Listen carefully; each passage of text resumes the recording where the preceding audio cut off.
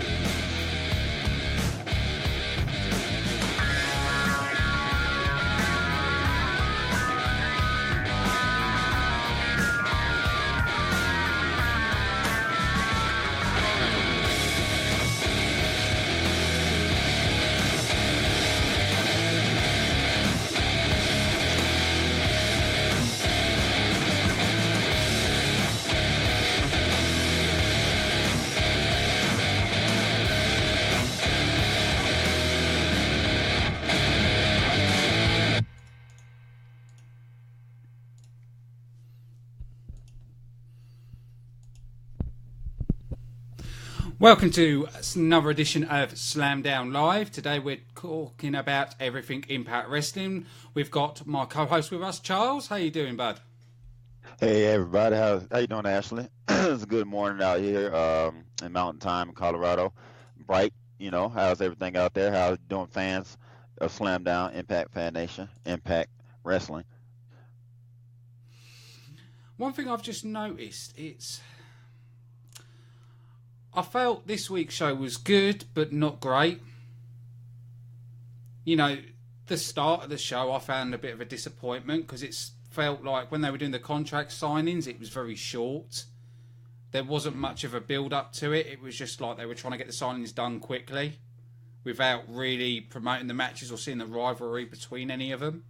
I don't know if you got that from the start of the show. Yeah, I did. Obviously it was taped, pre-recorded, and then they did like cut scenes. It seems like they didn't just go straight through this contract signings. Yeah, like you're exactly right about it. It was no build to it. It just happened at the beginning of the show. It was done. It was typical because in most contract signings you have some kind of altercation, people about to fight, so that was typical. Making the 8-way before the match, they threw Shearer and Kong in it. I don't think it was really needed. You really needed the 8-way, but I get why they did it. It wasn't really needed, like you said. If they were going to do the contract signing, you should have advertised it and gave it some kind of push, I guess you'd say. Yeah. And it wasn't given any. It was kind of thrown on us, and like you said, it was really short. You had everybody there at the same time, which I thought was weird. I didn't know that it was going to be contract signers of all four, and then y'all had them at the same place. But I see why they did it, to make, to get ready to present the match from Bruce Pritchard. So I get that part too. It could have been left out. It didn't add to the show. Like I totally agree with you on that. It didn't really add or take anything away from the show. Maybe it seemed like it was just something to take time, to eat some time up, because kind of like before Slammiversary, they didn't want to have too many matches or something. I can't really gauge that.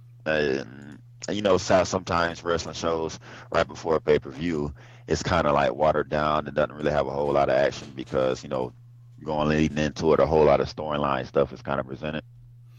And I'm with you. I'm pretty much like in the middle with that whole segment. Yeah, I could have understand if they did one or two contract signings. I don't think they needed to go with near enough everybody in the contract for the matches at Slammiversary. I think that was a bit on the extreme side. They could have had the women's match and then the main event as 2 contract signings, but they could have Right. stagnated that through the show. So then it has a bit of a build up to it. You know, because you could have ended the show with the contract signing between Al Patron and I forgot the other bloke's name, Bobby Lashley, and have it turn into a brawl, turn into a big fight. Security have to come out, drag them apart, and then they could have had the commentary go, "We can't wait for Slammiversary to see what happens with this," and it would have had more of a pump to it and more people more excited to it. Mm-hmm. I just feel like they could have gone a different route with it. Yeah, I think that would have been a perfect idea to have separate contract signings throughout the show. That would have been a whole lot better. Yeah. Yeah, I think it's the way they should have gone, but Slammiversary still sounds exciting to me. Because I'm from the UK, I get to see it tonight, but I'm excited to see it. You know, as soon as that time hits when it airs here, that's it. I'm straight in front of watching it. I was too. I really was too. Go on. No, I just said indeed. But yeah, the start, and then after that, we led into Low-Ki and Trevor Lee teaming up to take on Sanjay Dutt and Matt Sydal. Now, I was really impressed with this match. Mm-hmm. I am hoping after Slammiversary we see Matt Sydal get a bit of a push and have a chance to go for the title. I'm thinking that's probably the way, that they go, because I think he's only been in the losing end of one match, and that was what was it, the 4-way for the number 1 contender for the X Division Championship that Everett won, or was it a 5-way? And he even won that match. With him and Sanjay, they won that match. He won with the shooting star press, with that beautiful shooting star press that he has. He's really impressive. Every match he's had, he's been stellar. He's like he's a flag bearer for the X Division. I'm glad he's in Impact Wrestling, GFW's Impact. It was a good match, from everyone. You can always expect 2 people to give you matches in the X Division that are worth watching, and that's Matt Sydal and Andrew Everett. These 2 right here, especially Andrew, because he's still young, and he has even more to give. I believe that. I truly believe that. And just those 2 in the match, a couple with, of course, the X Division champion Sanjay Dutt and the former X Division champion Low-Ki, you can expect great things anyway. And that's what you got. You got a really good, solid match that was pretty fast paced, like you want in the X Division match, because you don't want to slow one with all these young, fast stunners and stuff. So you got that out of it. Nothing was far fetched. Everybody wrestled each other. They didn't get too deep into the whole feud thing, to where how sometimes you get in a match where they have a feud going on to where the focal point is those 2, and that wasn't the case in that, because really Matt Sydal got the shine in the match, which was really cool.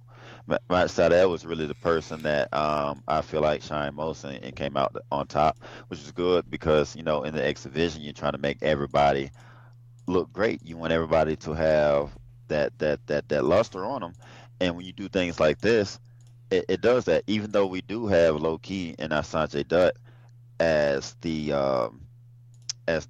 top feud in the X Division for the X Division Championship, you're still letting these up and comers, even though Matt Sydal is a vet, he's still an up and comer in the new Impact Wrestling because he's new, and Andrew Everett is a former X Division champion, but he's just always a stud anyway. So you let that shine and let it be shown. I love what's going on with the X Division in each and every match, because they're not being selfish with anybody, and they weren't selfish with anybody in this match. And I think that was like the selling point for me, which was like number 1. And I'm loving seeing that each and every week with the X Division, because of course that was our largest gripe for so long. Oh yeah, definitely. And it seems like he jumped on top of it. I mean, big time, real fast. Jeff Jarrett and Anthem did, and it shows each and every week. And it's like I for some reason with the X Division, I'm picking apart every little thing, not just good match and stuff like that. I'm actually seeing who's getting the shine, who's getting buried, and how the matches go, and I'm trying to dissect and make sure that everything and every facet of the X division is improving, and it seems that way to me when it even comes to storylines. Um, People getting the stars out there, because at one time we were only seeing DJZ, Andrew Everett. I mean, not Andrew Everett, but Trevor Lee. I mean, I was meant to say Trevor Lee throughout all that, but Andrew Everett too. But Trevor Lee, we were seeing the same stars over and over. Braxton Sutter, which he shouldn't even been in the X division. We were seeing the same ones over and over again. But now, even though we've signed more X division stars, we've been able to see them. We got a good dosage of Desmond Xavier before India. We would be able to see him. Matt Seidel, Andrew Everett, Trevor Lee, Low Key, freaking Sanjay Dutt. We're seeing all these stars in all these matches. So I'm loving that, and the match was no exception. We got 4 great stars. They all showed what they can do. The match wasn't extremely long, but it was like it was long enough to give you what you need to saturate you. You know what I mean? To give you to fulfill that hunger that you have. And I knew it fulfilled mine, and I was very satisfied with it. Oh, yeah, definitely.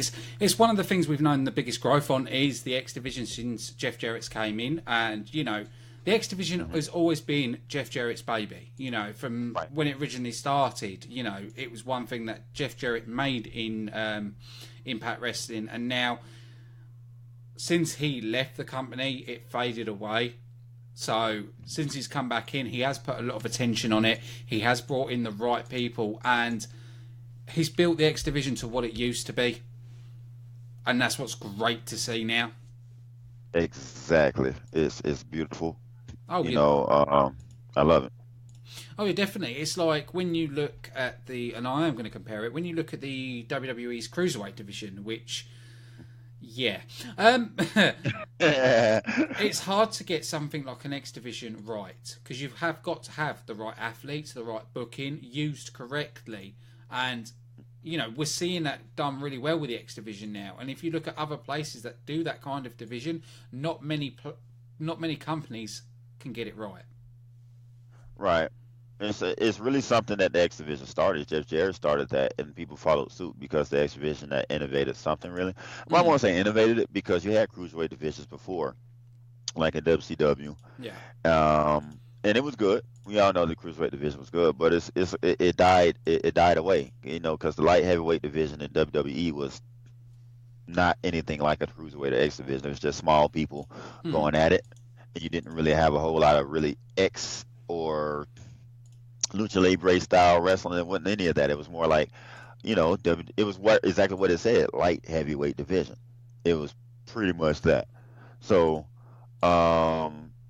it died away, and the X division brought it back in 2002, back on TV, 2004. National TV with Spike, and the world was like, it was ablaze, and it was, of course, people were going to follow it. Of course, you knew WWE was going to follow it. Duh. Knew that was eventually going to happen. And, Impact lost sight of it for a while after Jerry left.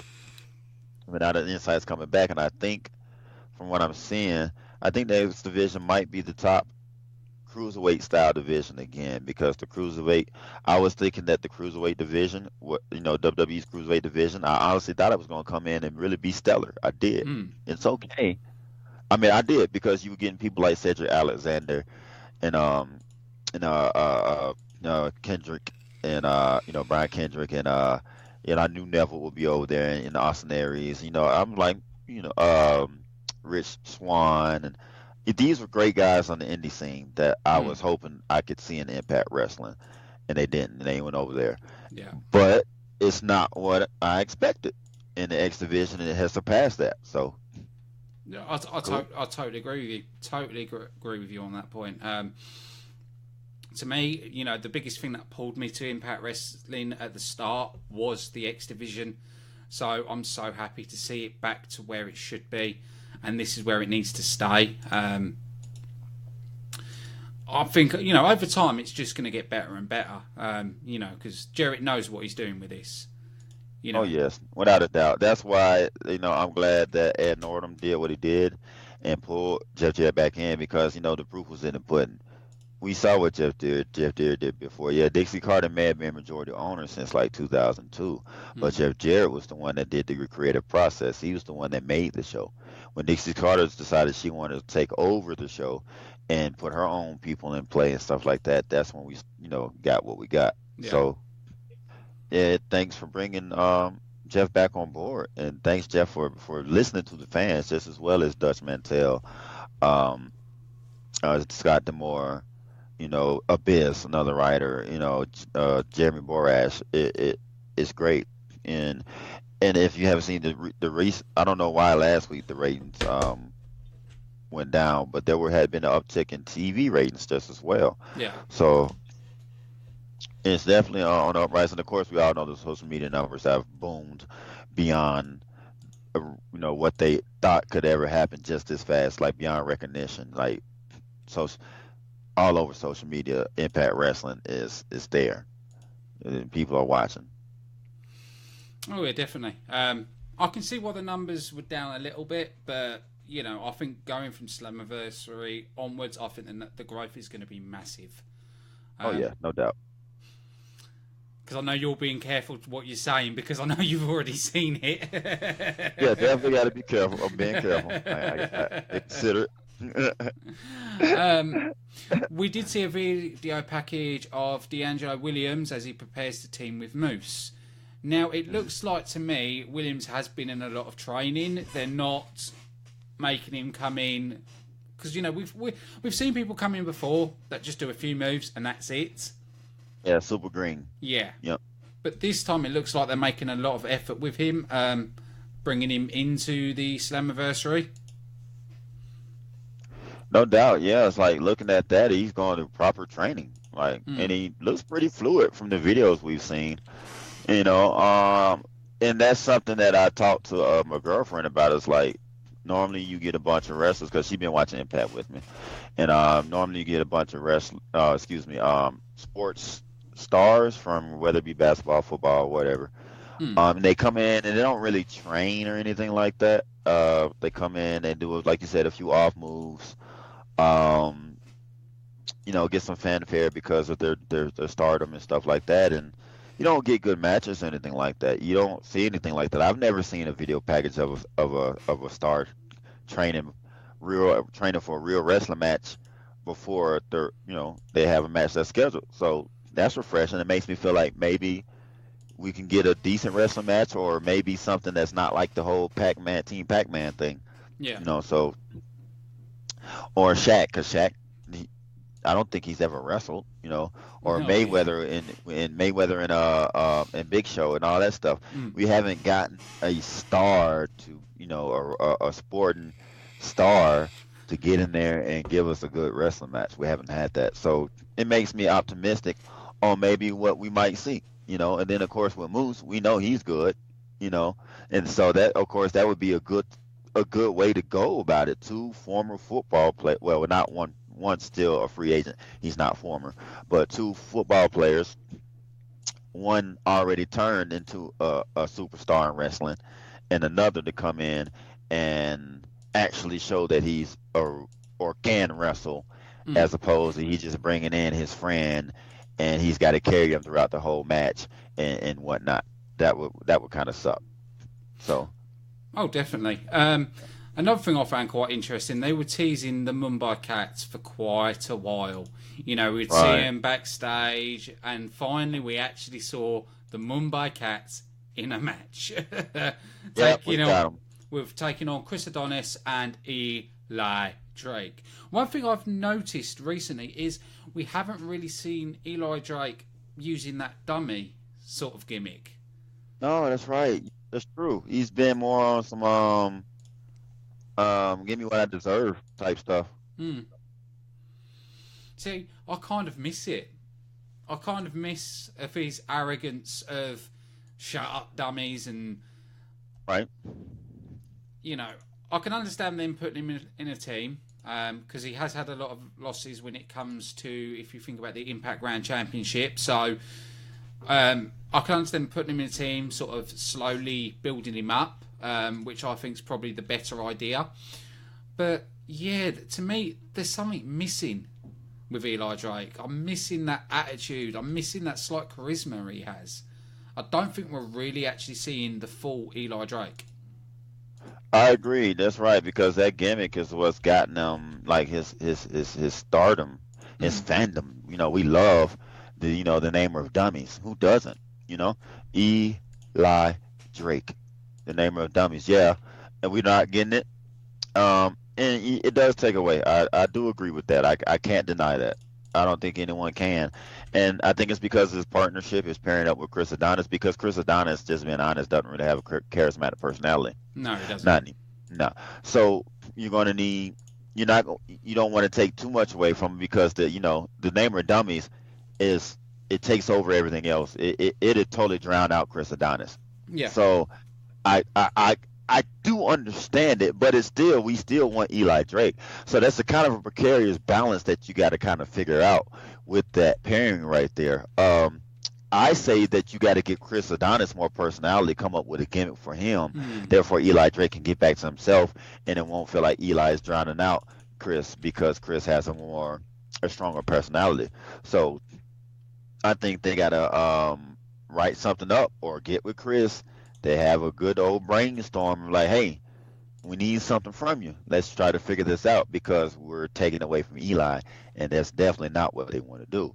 Especially being that they're losing matches to, and stuff like that. Because when's the last? I don't think they've won a match together at all, have they? They beat the Mumbai Cats. Does that count? I mean, I guess because they kind of of course that was a squash. Kind of. It wasn't complete squash. The Mumbai Cats got a little offense in, but it was basically a squash for all intents and purposes. But I don't think it should have. The commentary that was given that the Mumbai Cats have won championships internationally in every promotion they've been in, shouldn't have been really said unless they were more competitive, because that doesn't say much that your international team, that won tag team championships everywhere, but you lost to a team that's been paired for probably about 2 months. Yeah. And you got squashed pretty much. You got dominated. So I think they really should have either left that tidbit out, that commentary, or made it a more competitive match. Because winning a squash isn't going to really impress hardcore wrestling fans.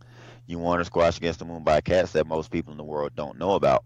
So you don't want to drown out. If you're going to have a team that's not really impressive, showing much in the ring, because just being honest, they haven't.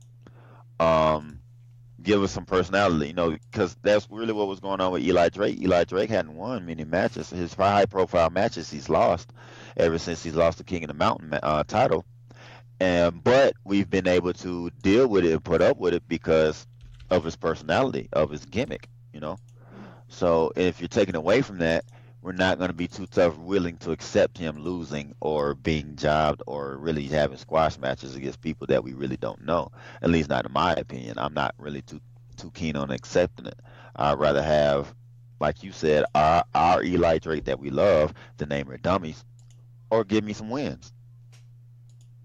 Yeah, totally agree with you. I'll totally agree with you on that point. But like you said, it was still an interesting match. Can't fault the match actually, because it really was to build up Eli Drake and Chris Adonis for Slammiversary, right. But still they did give the Mumbai Cats a little bit, but not too much. Right. I was glad it wasn't just complete squash, because, like I said, that point of that you were speaking of their accolades, well, let it show in the ring too. You don't want to talk about how good someone is, but they don't show it in the ring. You see them get their ass whooped. That's not telling me that they were worth fighting. So to get a little bit out of them was good. They didn't completely squash them. They were able to get some counters and things. They showed that they had agility and things like that. I don't even know if, it could have been 2 ringers for the Mumbai Cats. I don't know. Who knows? But I don't know. But as long as it wasn't a complete squash after, kind of hyping them up, and then you had them in the backstage segments, in the prior weeks. What was it, 2 weeks ago? Give them a little something, show them a little bit. Of course, we knew they're going to lose, but give them a little bit to show.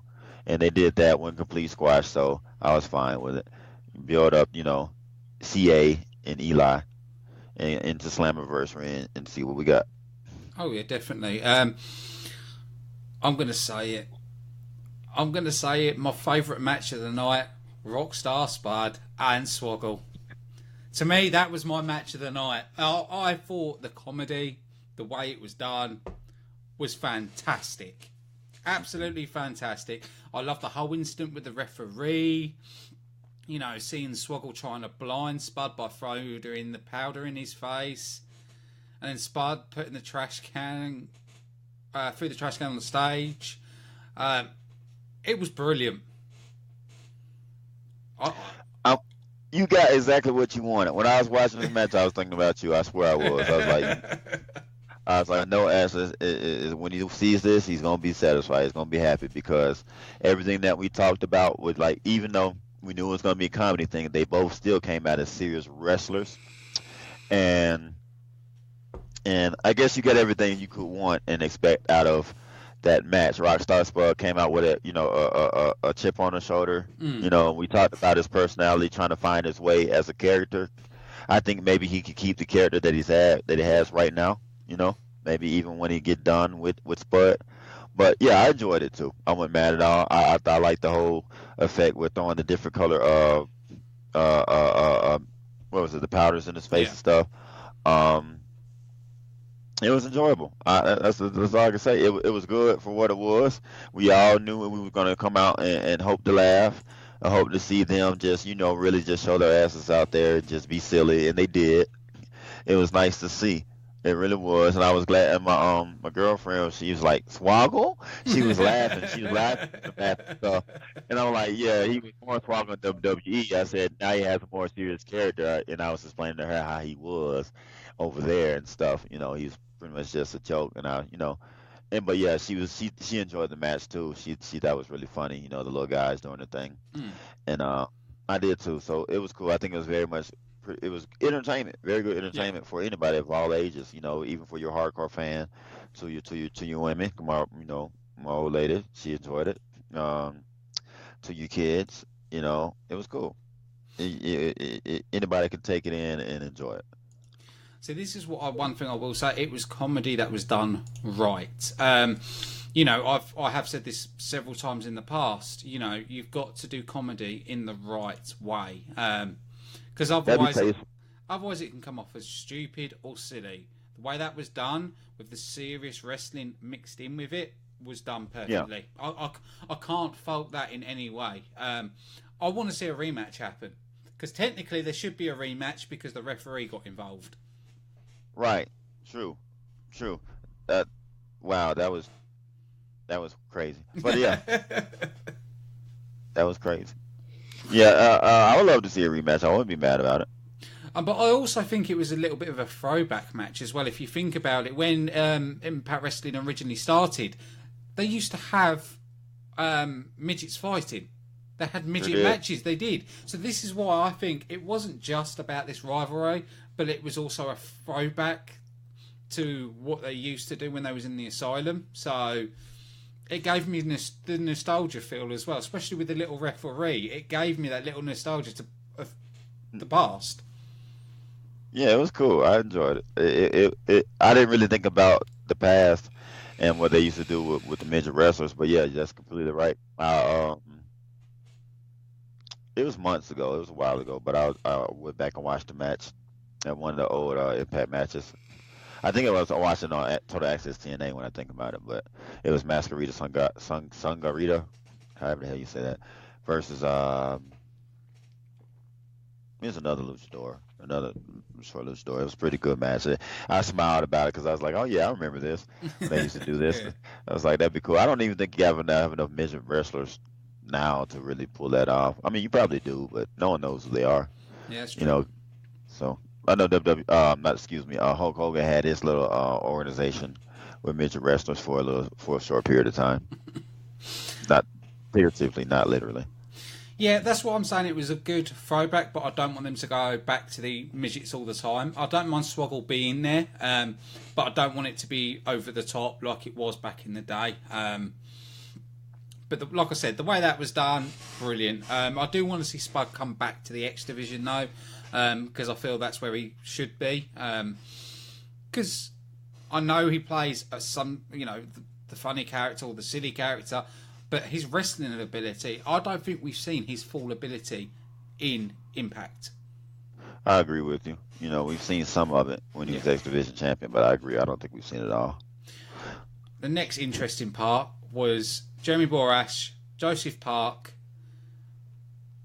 training for their match against Josh Matthews and Scott Steiner. We saw Joseph Park in the towel with the Abyss tattoos, where Borash tells Park he wants him to find his inner monster this Sunday.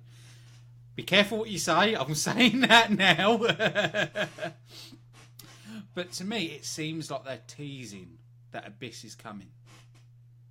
That's definitely what it sounds like. Like, he had the Abyss figure and everything, and he's like, my inner monster? Oh. How Joseph Parks looks all retarded and shit when he does all that. Yeah, I guess you can't really dig much into it. It's kind of obvious what they're looking for. So it's just one of those wait and see things and see how that plays out. What about the training videos? Hey, we saw last week. Not bad. We'll see what's going on. I'm not particularly hot on it because I was like, there was a kind of a lot of filler in this episode, and by this time I was like, I don't want to see a match. They just let me get another match. So by this time, I wouldn't really ready to see another segment with JB and Joseph Park. So, but like I said, it wasn't done bad. It wasn't a long segment, so that was good. It wasn't long, and I know the purpose was to push JB to like, look, I can't win with you. I need Abyss. I'm not gonna win with you. You're not gonna do it. Please bring out your inner monster, which I get it, because you got to fight Big Papa Pump, and then you got to fight a guy that's been in the ring already, Josh Matthews. So you're already at a disadvantage. So I do like that aspect of it. Let it be known that, hey, you're not gonna do it. We can't win with you, buddy. So I did like that aspect of it. But like I said, at that point, after the contract signing, and of course in between matches, we had a lot of promo time, I guess you could say, segments for Slammiversary. Had a lot of that going on. So by that time, I was kind of worn out on it. So I was just wanted to be over with. But it wasn't long. It wasn't drawn out. So I was like, good. One thing that I'm looking for, that I'm hoping that Impact Wrestling do with Joseph Park and Abyss, is where them two become one character. Where he drops the lawyer bit and goes in the ring and says, I am Joseph Park, but the monster inside me is Abyss. And goes more to the darker character, but instead of playing two separate as one guy, admitting that he's got a monster inside him and he is Abyss, but his real name is Joseph Park. And drops all the lawyer crap. I agree with you 100%, 110% on that. I would like to see him as one entity, Joseph Park, have a personality that is like the monster. I can't. I don't even have anything to add to that because I can't agree more. Yes, I think that would be perfect. Because in that way, it's gone all the way around then, and you're leading him. It gives him something a little bit different with having them two as one. And honestly, I do believe they should go that way with him. You're right. Full circle situations, yeah.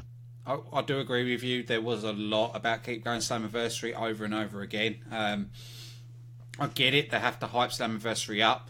But I don't believe they need to have so many different people talking about Slammiversary. I think it was a bit overkill on this show. But after that, we had your guy KM, Sienna, Laura Van Ness taking on Braxton Sutter, Ali, and Rosemary in a 6-person tag match. I don't really know what to say about this match. I know one thing. I'm tired of seeing Cam look like nothing. Yeah. I'm tired of that shit. I just really am. But then if you notice, when Impact bring a new person in, they do this. They do have this very slow, sort of jobbing start and then they get built up. That don't get built up straight away. That's what Someone I've noticed. someone that's completely new, yes. Someone that is an unknown and first time on TV, yeah, they do that. For someone that's already known, nope. Mm-mm. If they're already a star that's known from being on WWE, New Japan, or maybe even Ring of Honor, but if they're known, the Impact makes sure to give them a pretty good walk in the door. But yeah, if they're unknown, you don't get wins. Desmond Xavier is extravagant as he is. I don't think he's won a match. Cam hasn't won a match. Jax Dane, excuse me. Now, what's his name with VO with the Veterans of War? But anyway, yeah, you're right. Completely agree. They do that for people that are just coming in from the Indies or that are unknown. Yeah, they do get a slow build. 100%, they really do, and that's what's going on with Cam right now. I don't like it. I just being honest, I don't. I think as big as he is, as strong as he is, and then with the faction they got him with, I believe, especially with Congo Kong being with him, Congo Kong got squash matches, and he got guaranteed victories when he came in. Why can't KM get that? Actually, that's a very fair point. I didn't think of it like that. You're right. Yeah, so I'm wondering what that's about. I really don't like it. It's as good as he's been when it comes to being an asshole, being the character, that of KM, the dumbass, the tool. He's doing that well. He's doing that very well. Not rewarding him with, he lost to Shira back-to-back weeks after pretty much controlling the match throughout the whole way, and then you get a one sky high and 1, 2, 3. I spoke on that last week. I was upset with that. Yeah. And then you come this week and you get nothing out of him again. And I'm like, please let after Slammiversary be his coming out party. Yeah.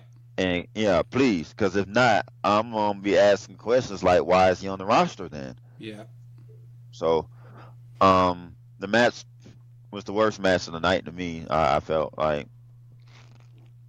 it wasn't needed. I don't know why they still keep feeling the need to put all these people in these matches together. Yeah. I guess because you need, I don't know. I figure you need TV time for everybody, or at least the people that have, came to India. I guess since they made the trip, you got to put them on TV. Oh yeah. I get it.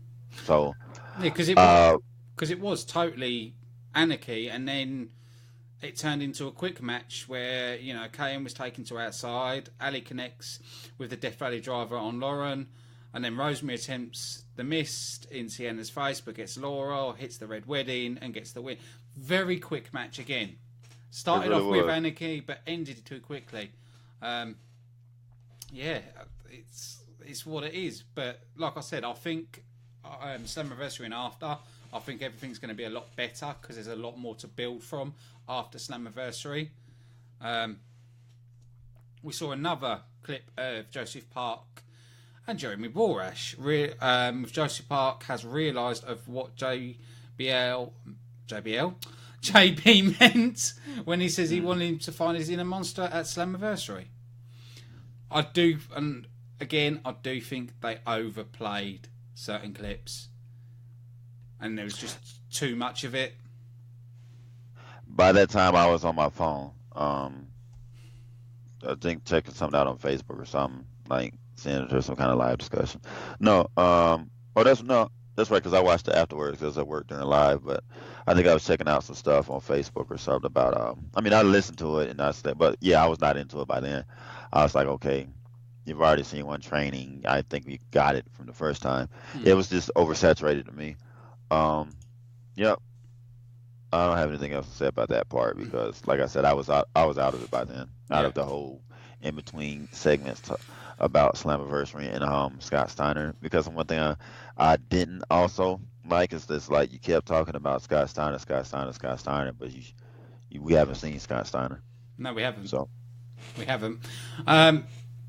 We did after that. We had Lashley, E Sing 3, Davey Richards, and Congo Kong, don't understand why Congo Kong's in the match, taking on Alberto, James Storm, Eddie Edwards, and Mohamed Shiri. I don't get why Congo Kong and Shira's in this match, because they haven't got a match at Slammiversary. Right, could have just made it 6-way matches. Don't get the whole fourth man on each team. Don't get it. No, I don't get it either. Even though it was a good match, I will give it its due. It was a good match. It wasn't the match of the night for me. You know, that Spud and Sword goal has took that for me. Nothing's going to beat that. Don't matter if it's a 5-star match, it won't beat that for me. They took it more serious. Yeah. I can say that. They took it more serious than I expected them to. Being that was an 8-man main event before Slammiversary, I expect to kind of be like quicker match and then end up in chaos, nobody wins, that type thing, you know. Yeah, I totally agree with you. I also liked it where they tried to take out Shearer as well. Mm-hmm. I think that was done well. Everything. Yeah, that was smart. That's something that, you know, being realistic. You step in the ring with a group of heels, like some of the top heels in the company. Do you really expect that to go well? Yeah, nah. No. So that was good. That was good to start the match like that. It took a while for them to come out and help Shearer. That's what I was sitting there looking at the match like, okay, is somebody gonna come help him? Damn. So then, you know, after a while, you had the other 3 competitors that came out, you know, to make them scatter and to stop the beat down. But I'm like, it took them a minute. I wonder what that's about. Then they escorted Shearer out, you know. Of course, you got beat down by 4 people, you know, with weapons as well without the match starting. So, you know, you're going to need some medical attention. So that was pretty cool to see that it was 4-3 for a while. And good wrestling. Yeah, good wrestling going on with the 4-3. Which was cool is that, like, it was kind of weird. They all didn't really take advantage of the numbers, which was odd, but it was cool. Then Shearer comes back to kind of save the day during the match when the numbers of the game did get the best of them. You know, to come to even the odds, which was cool. It was good. It was taken more serious than I expected. I don't think the match was needed, like we talked about at the beginning of the show, it was something that was done because of the contract signing. Yeah. So, but it was good for what it was that you put it in place and you made something of it instead of an old style TNA. An old style TNA outcome we know would have been a big brawl. Oh yeah. We know that. This we know without a doubt. If the match would have started, probably would have ended up being a big brawl within the first few minutes. So that was good to see that Jeff Jarrett has changed a little bit on that aspect. So yeah, not bad. Not a bad match at all. It wasn't spectacular, but it wasn't bad. It was good. It was good. I say definitely it was good, and not bad leading the Slammiversary. No one looked bad. No one looked weak. I got to say that Jeff Jarrett and Anthem have done a really good job of not making anybody look weak going into Slammiversary that has matches. Nobody. Even though they haven't looked weak, they've been put up good matches. Davey Richards and Eddie Edwards, that whole thing. Eddie Edwards and Alicia have piled a lot of losses in this feud. So I guess if anybody has looked weak, it would be them because they haven't won a single match, I don't think, in this feud leading up to Slammiversary. So, but aside from that, everybody's looked good, and no one's looked like the Popper, and no one's looked like the Prince or the King, anything like that. And I've been very receptive to it. I've been very happy about that. This show, I will give this show either a B- or a C+ because, like you said, it was kind of like middle of the pack show. Yeah. A lot of filler, which took a lot of it away from me. I'm more inclined to give it like a C+, just being honest. But I wasn't upset. Well, I was upset with all the Slammiversary talk. Yeah, it got to the point to where I was like throwing my head back, but it wasn't to the point to where I was upset for watching Impact instead of doing something else, you know. So. Oh yeah, definitely agree with you. I'll probably give it the same marks. The other bits that I did find interesting, and this is about the fan interaction before Slammiversary, was the people that were there. Shinsei Nakamura was at Yeah. the Impact Zone. Yep. Sure as hell was. And SmackDown is not in that area, so he would have had to travel to that event to be there. Yeah, he traveled there. He traveled there on purpose. Mm-hmm. And we also saw Paige there as well, but we found out Paige couldn't sign anything or anything like that due to her commitments with the WWE. But it's going back to the old days, because we used to always get reports of WWE guys being at the Impact Zone. Mm-hmm. It's nice to see that. It's nice to see that WWE guys are recognizing, this is real. This is a big show. For not for just Impact Wrestling, but for wrestling as a whole, because it gives the industry a shine, and it shows that wrestling is getting better as a whole. Because we all know there's a decline in viewership in wrestling and stuff, but we got the most wrestling that we could watch, I think, at any time. Because even during the Monday Night Wars, all we really could watch was WCW, WWE, or WWF at the time, and ECW. And ECW wasn't so rarely. You couldn't watch ECW so easily. Now you got WWE, all their brands, Impact Wrestling with Explosion, and as well as Impact. Oh, well, excuse me, not GFW, as well as you got Ring of Honor, New Japan, and if you go watch some indies online, of course, now there's so much online you can catch online. Evolve, AAW, freaking Super Kicked, ICW, and then just to name a name. There's so much wrestling we can watch now. Oh yeah. It is good that Impact Wrestling and that WWE stars, and just as well as indie stars and New Japan and wherever else, are taking notice and participating in Impact Wrestling shows and continue to build upon it, because the better that Impact Wrestling is and New Japan is, Lucha Underground is, and and so on and so forth, the better for an industry, because even WWE's crap ass, excuse me, I'm sorry, I had to do it. The better that they are, the better for wrestling. The better that they become, the more people to watch that makes more eyes on wrestling, more eyes that could be put on GFW, and more wrestlers that can see that GFW is a liable, really legit option when it comes to making a living. And wrestlers, of course, have been seeing that and coming over. I'm sure we're going to see swagger in GFW. Yeah, I'm sure. So. I'm sure Ricochet, since he was totally like anti-Impact before, but now he's at a tryout supposedly. Just as well as wherever is his name, Sammy Guevara, they've had tryouts. Reportedly, I don't know for sure, just reportedly. And if this is true, why would they not sign Ricochet? Precisely.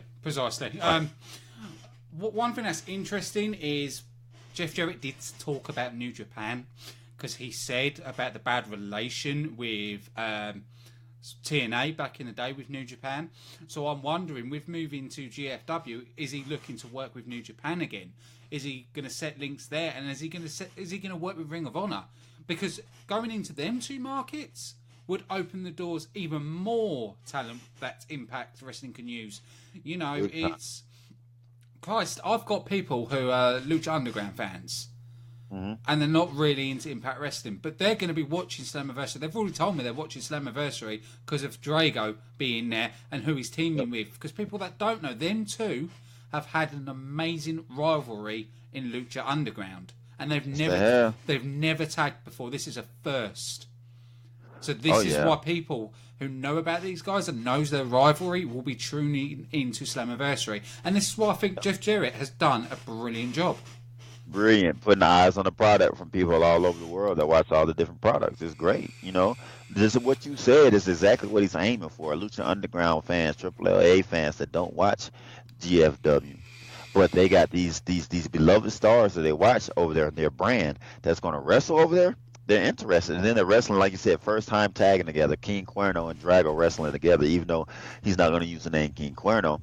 He uses a different personality, but they're still wrestling together, and those are two big luchadors, and they can go. I watch Lucha Underground, I watch them wrestle, and they're great. So totally excited and see what they do at Slammiversary and see who else, because if they're coming, and oh yeah, they also got that was announced move for two guys from Noah, move for Jury, Yeah. and yeah, and so we got more international stars coming. It's wonderful. Jeff Jarrett knows what he's doing. Oh yeah. And The only thing I was skeptical about, and I am still slightly skeptical, is about King Mo coming back to Impact Wrestling. I'm hoping it's a one-off appearance, because last time we saw him, he was used badly. He was, Dixie Carter's bodyguard, and that was really it, to be honest. Rampage did a lot more than what King Mo did. Right, but I mean, from what I'm reading, all these daughters coming to just be at Lashley's side anyway. So I don't think there's gonna be much going on there either. No, that's true. That's true. But then again, it's like every move that Jeff Jarrett's doing at the minute is brilliant. Do you know what I mean? It's all the link-ups, all the partnerships, all the working, And I don't know if it's true or not, but I have seen something about the Super X Cup coming back. Oh God, I hope it does. It is like one of the greatest things that Impact could ever done. The X Cup is always brilliant, just incredible stuff. For me, at the minute, I want them to start having monthly pay-per-views again. I want to see Lockdown return. I want to see Genesis. I want to see all them come back. Destination X is another one. They need to sort of bring that back. Because you've got to have something to build up to. And if you haven't got a pay-per-view, what are you building up to? That's true, because luckily Slammiversary's build was good. We got lucky, and Jeff Jarrett, he did it well, because that's a lot of build. Just being honest, because when you got 2 pay-per-views a year, that's a whole. When do you really start building for it? Mm-hmm. You start building for it 3 months in advance. You start building for it 2 months in advance. You start building for it a few weeks in advance. Like, when do you do? Luckily, it worked with Slammiversary. It was like months in advance for Slammiversary. But that's Slammiversary. That's one of your biggest shows of the year. It'd be a lot easier to build shows if you got 4, maybe 6 pay-per-views a year. 2-month build, it's probably a little easier for creative and everything else. But it's got to be a strain to have to build pay-per-views for months and months in advance. It's got to be. So I'm pretty sure it'd be a whole lot easier for creative, administrators and things, and a lot more refresher for fans that we get more pay-per-views. And like you said, more storylines to build upon, because we would get more storylines if we had more pay-per-views to build on. Oh, yeah. Instead of kind of, just matches going on with really no direction. I think that's a lot of the reason why X Division went downhill too, because you build storylines that end where, really, that culminate really where. Yeah. Yeah, I totally agree. And I think that's why partly, because we have moaned at some bits where we're getting too much of it. But maybe that's because they have got a long time till Slammiversary, and that's why a lot of things have been overdone, and we're getting too much of stuff because it's such a long time till Slammiversary. This is why I said, like, if they had more pay-per-views back, it wouldn't be so much overbuild. Right, and then you can actually take some of these feuds, make them smaller, and then make them connected to like the big feud for Slammiversary or Bound for Glory. Yeah. Say you got a feud with Davey Richards and Andrew Everett, but on this side, and on this side that lasts for say a month, leading to a pay-per-view. On the other side, you got yourself a Trevor Lee feuding with Matt Sydal on this side. That feud goes on into another pay-per-view, and then say the winners of these said feuds end up coming to feud and leading on up into another pay-per-view, or the big pay-per-view being Slammiversary or Pound for Glory. It works out a whole lot better, because if you just build, because when you think about it, actually they did it pretty well, because they were able to get you were able to deal with the whole X Division thing. Well, no, they were 2 different separate things, but they were able to get the whole Davey Richards and the Richards and Edwards family thing going, but that was a long ass feud. At any given time, that could have went haywire. That could have backfired bad. But the good thing it was done well. Say if we had pay-per-views lean up to it, and they had like some of these matches. Say they would before the Full Metal Mayhem, they'd have had a cage match before that. Yeah. And a pay-per-view, or before that they'd have had or Angelina and Alicia would have had some kind of specialty match at one pay-per-view, and Davey and Eddie would have had some kind of match at a different pay-per-view, and then Slammiversary would have been the culmination of a Full Metal Mayhem mixed tag team match. That would have been like blow your mind off type stuff, you know? Yeah. Because leading up to the pay-per-view, you already had some stellar, crazy stuff going on, and then at the end, it's like, okay, this is what's going to end it. We're all in the ring together with Full Metal Mayhem, and pay-per-views prior to that would have totally made that really worth it. And it also would have made Sanjay Dutt versus Low Key that much more worth it come Slammiversary, because this match was made 2 weeks prior. Yeah. No build whatsoever. You had it been Low Key won the X Division title, and you had a pay-per-view or two before then where maybe Sanjay barely loses. It was a match to where it was crazy, like an Ultimate X or something, and Low Key barely pulls out the win. But we all saw that Sanjay totally could have won that with just say like a different move or not a miss or a spot was taken and he missed it, and that was kind of what caused the loss, something like that. And then they had another match going into another pay-per-view where say Sanjay gets a win but not for the title, he gets a win, so, stuff like that. And then here comes Slammiversary, where you get the 2 out of 3 falls to really show who the better man is, because Sanjay won a non-title match but lost a title match, but barely lost the title match. So this 2 out of 3 falls is justified, as opposed to you won the X Division title match on Impact, and you grant him 2 out of 3 falls for Slammiversary 2 weeks away. I think that works a whole lot better than what we got, as having pay-per-views leading up into it. Oh yeah, definitely. I think it's the way they need to go in the future. Hopefully that does happen. Hopefully, at some point on Impact they announce the next pay-per-view coming up. But I know they want to sort of go back to moving around and being live and not staying at the Impact Zone, going to different arenas, which I think would probably be better and pull bigger crowds. Because, no offense to the Impact Zone, but because it's in Orlando Park, people are not paying to watch Impact Wrestling. They're paying in the park, and then they go watch Impact. Some are paying to get in the park to watch Impact, but yeah, it's a different dynamic when people are paying just for strictly wrestling, because they're not paying to get into the show. Excuse me, stretching. Because if you because if you look at the Mumbai crowd, which was a lot louder and more passionate, because they were paying to come to a wrestling event. Right, they were paying for that, and that's where they were coming, and they were prepared for it. They're prepared to go all out for it, as opposed to some of the people in the Impact Zone. Maybe a whole lot of them are coming for the park and catching a wrestling show, but they're not enthused because either they didn't really come for that, or that, hey, let's see what's going on in here. Yeah. So people that are paying for the shows at different arenas are definitely going to be more lively. I totally agree with you on that. Like I said, I think it's the way they need to go in the future. But like Jeff Jarrett has said, it's a 5-year plan he's got in place. So things are going to happen. So it makes me looking forward to see what Impact's going to do. We already know that they're going to be GFW Impact Wrestling, which to me, I'm still not keen on it. I'm an old school. I've always been an old school TNA fan. But like I said before, it's a new name. It takes it away from being associated with tits and arse and all that misconstrued. It brings it to the casual viewers as well with the new name. So I can see the reasons why they've done it. It's just I've got old school mentality and I just don't like it.